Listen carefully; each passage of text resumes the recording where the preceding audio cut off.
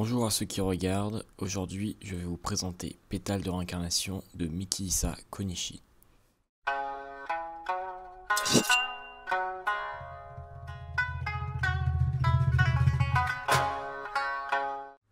Alors qu'est-ce que c'est que ce manga?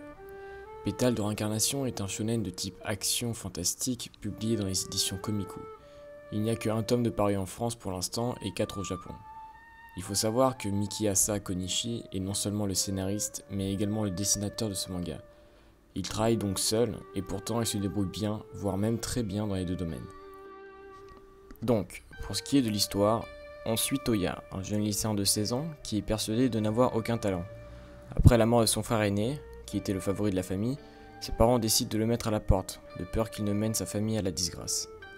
Il fait la connaissance de Aito lors d'un combat de rue, qui va alors lui donner la possibilité d'obtenir un talent par le procédé de réincarnation.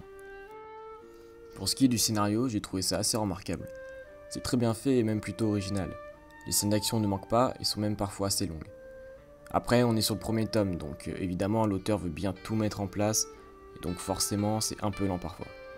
Mais en contrepartie, on a un déroulement de l'histoire vraiment bien fait, donc on peut pas trop lui reprocher ça. Je pense qu'il faudrait d'abord voir la suite qui s'annonce vraiment bien vu la fin de ce tome 1 qui donne clairement envie d'acheter le deuxième tome. Le dessin de son côté est très beau, il n'y a rien à dire, le design des personnages est super beau et les scènes un peu d'horreur et de combat sont vraiment mises en avant. Après c'est sûr qu'on a déjà vu mieux, mais ça reste quand même un des critères pour lequel je l'ai acheté également. On a également des petites biographies sur les personnages historiques que l'on croise dans le manga, et c'est plutôt bien fait. Bon voilà, c'est déjà la fin de ce co-review. Je pense clairement que si vous avez hésité à l'acheter, foncez parce qu'il en vaut vraiment la peine. Je pense que c'est une nouveauté à ne surtout pas manquer, et de mon côté je compte bien me procurer la suite dès sa sortie. Si vous avez aimé ce review, n'hésitez pas à mettre un pouce bleu ou à vous abonner à la chaîne. Sur ce, je me retire.